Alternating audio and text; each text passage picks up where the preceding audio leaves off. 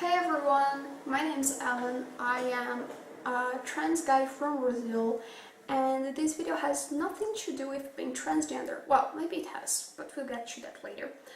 I am currently on a challenge to read at least 50 books this year, and I decided that it would be nice to make reviews for all of those books.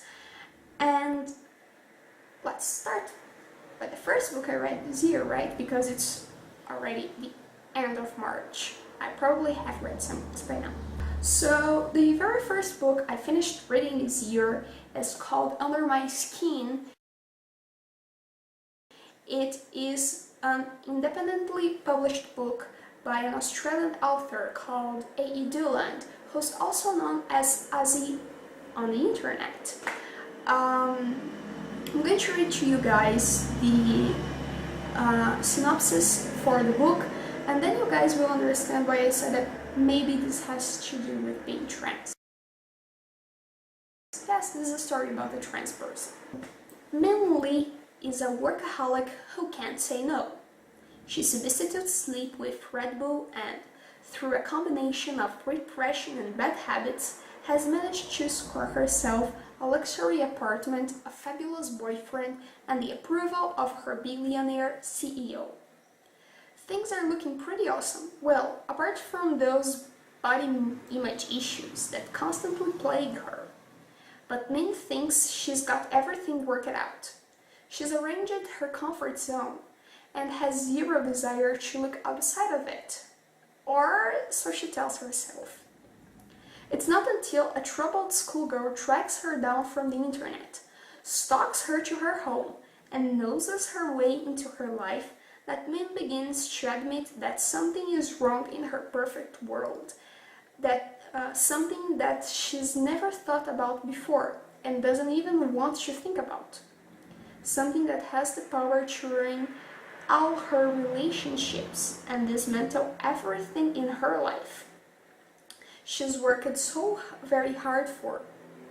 What if she isn't the right word for me at all? Yeah, so Min is a transgender character who will be dealing with their gender identity. The only thing I can talk about Min's real gender identity is that she is a trans person who was assigned female at birth. I won't go any further than that because this is something that you will figure out as you read the book.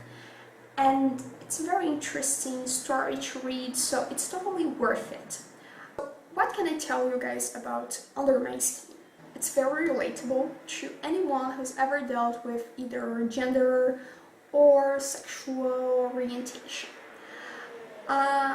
Min is 25, and for most people it would seem that it's like a bit late in life to deal with those things, although it's not. You can deal with gender and sexuality at any point in your life. So I think it's a very positive point in the story that the character isn't a teenager, but a 25-year-old person who has already graduated from college and is working in a very important company. The way that the story is written is very relatable.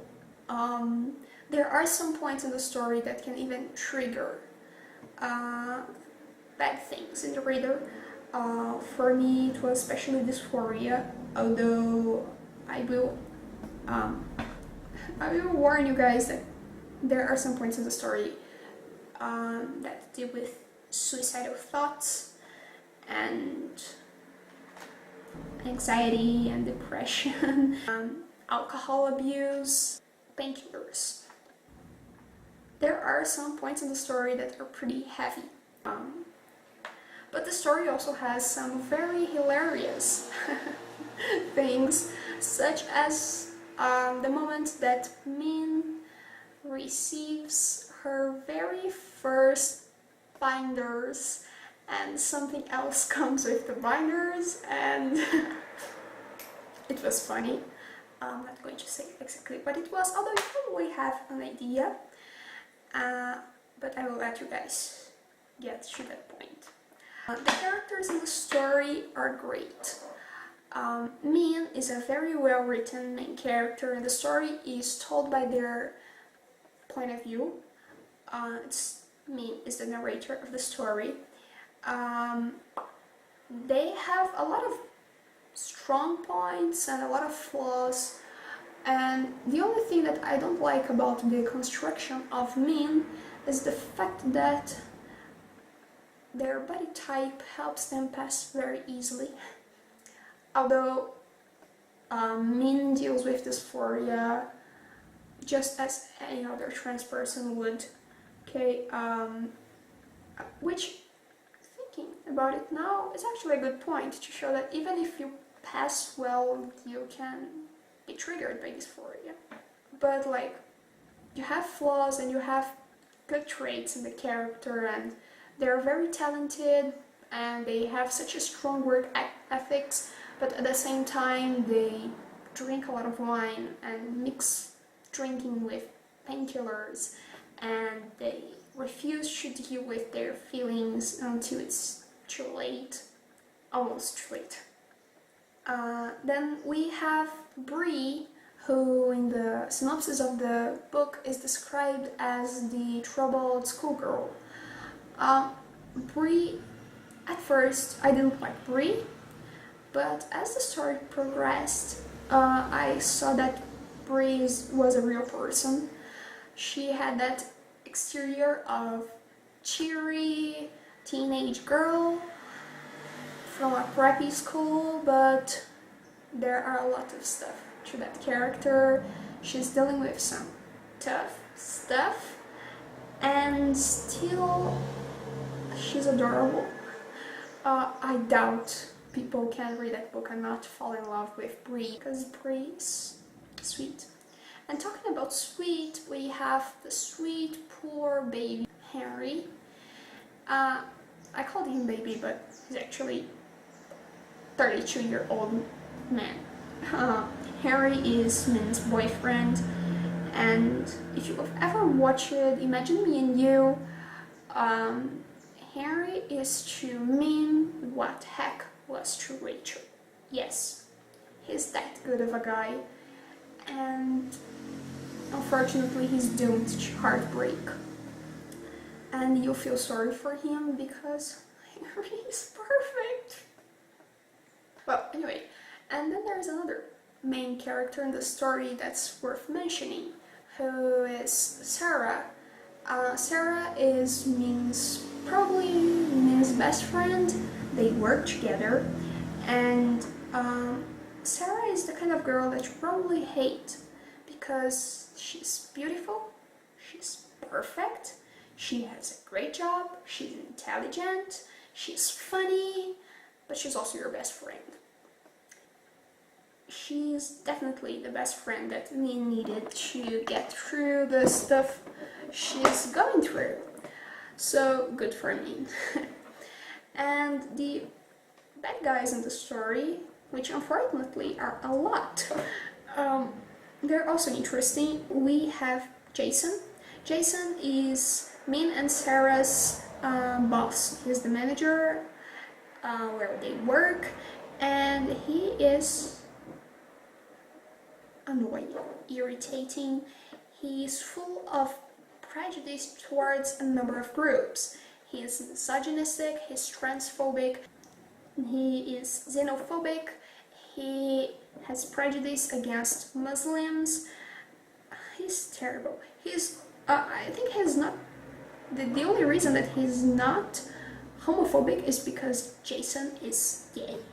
If he wasn't gay, he would probably be homophobic, because that man is terrible. Then we have the CEOs of Frost International, which is where Min and Sarah and Jason and Henry work. And although they are evils, they are two different kinds of evils. Diane Frost, she's upfront about being not nice. She sees her employees as assets only. She doesn't see them as people, and she's not really concerned about their well-being. She's just concerned that they will show up to work and that they'll work properly and make money for her. And then we have Sean Frost, who you know is a bad guy, but you hope he's not bad, although you know he is bad, and in the end he will betray you and you just say, I knew he was bad, why did I try to tell myself he wasn't? Yeah. And there's another evil guy in the story. His name is Andre, and he is Bree's brother, and I won't tell why Andre is evil. It's interesting to discover why. You know from the beginning of the story that he is not nice, but it's interesting to see why and what happens. Well guys, I'm sorry, I probably made this video too long, so I will leave below the links to places where you can purchase either the PDF to the book or the physical copy. And the good thing is, as I mentioned before, there is a sequel to the story. It's called Flesh and Blood, and Azzy is currently publishing it in her website. 1 chapter per week, as it was with Under My Skin, and I totally recommend the book to you, especially if you are looking for stories of queer characters, and if you are not a trans person yourself, but you have someone in your life who is trans, it would be interesting for you to read the book as well, because it could help you understand better what they're going through. I hope you guys liked the review. I hope it wasn't too rushed, because I had a lot to talk about this book, and unfortunately I can't, because I would spend 2 hours in front of this camera doing that. So guys, that's it for now. I'll finish my review here, and my next review will be about Will Grayson by John Green and David Leviathan, and I was impressed by that book. Well guys, that's it. See you. Bye.